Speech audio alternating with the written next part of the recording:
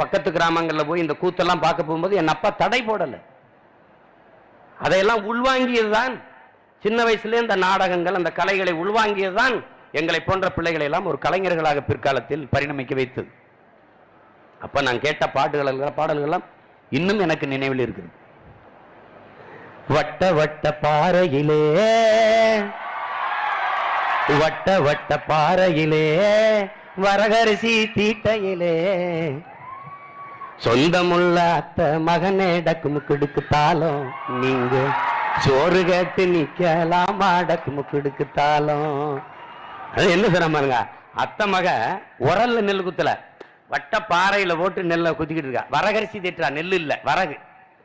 வட்ட வட்ட பாறையிலே வரகரிசி தீட்டையிலே சொந்தமுள்ள அத்த மகளே டக்குமுக்குடுக்கு தாளம் நீங்க சோறு கேட்டு நிக்க